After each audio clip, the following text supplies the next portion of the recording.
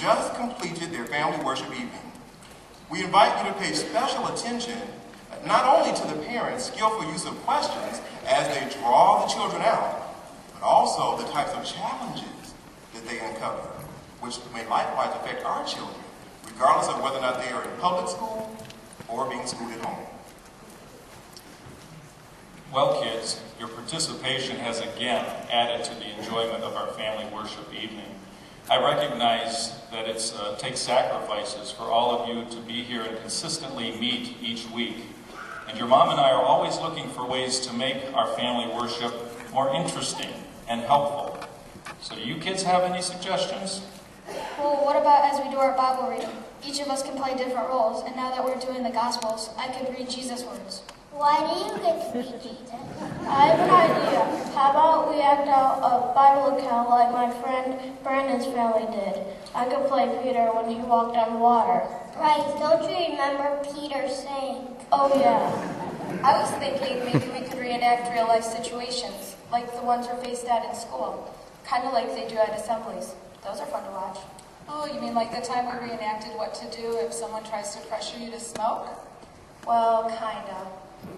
Did you kids not find that smoking reenactment beneficial?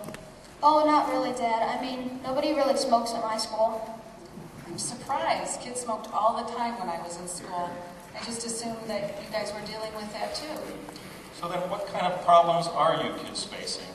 Oh. Well, let me see if I can jog your memory a little bit. Let's see, Avery? Oh, why did you have to pick me first? Ladies first, right? What was the reason you told me just yesterday that kids were teasing you at school? Do we really have to talk about that? Well, Avery, if you're being teased at school, talking about it's not only going to help you, but it's going to help your brothers as well. Oh, all right then. The kids at school have not only been teasing me because I don't have a boyfriend, but lately they have really been bothering me because I won't participate in sexting. What's that? Well, Bryce, that's when someone sends you a text message and they include in it a dirty picture of either themselves or someone else. Do the kids in your school do that? Everyone does it, Mom. I mean, everyone except me, of course. Have the kids at school ever tried to show you kids dirty pictures?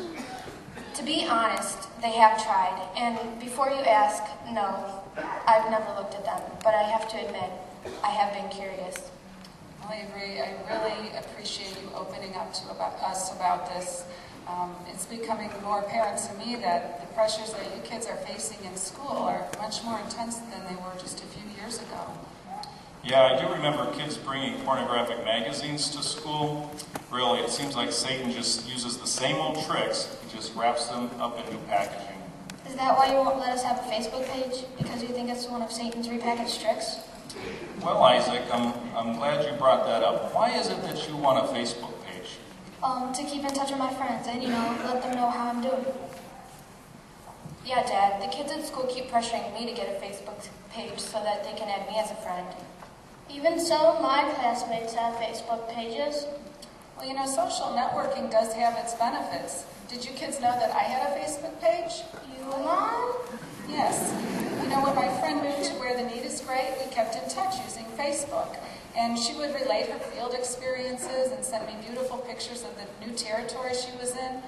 But then she was invited to be friends with a disfellowship brother. And I started to receive messages from old classmates. These were people I didn't even associate with when I was in school. So, needless to say, both of us decided that Facebook wasn't for us.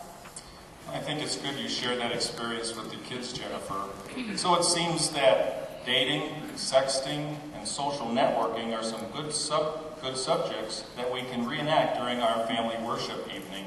In fact, next week, why doesn't everyone bring their Young People Ask book, and we'll fill out that peer pressure planner that's in there, and we can rehearse your responses so that you can be better prepared to deal with these challenges as they arise. But I wanted to walk on water next week. Okay, Grace, we'll find time for that too.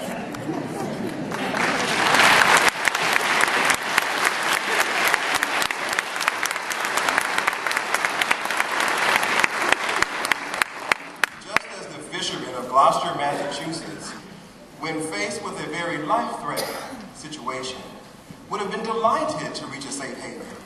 Our families are experiencing similar challenges today that can be equally dangerous. Creating a safe haven for them requires effort and planning. But as the Bible says in Proverbs chapter 21, verse 5, it's the plans of the diligent one that surely make for advantage.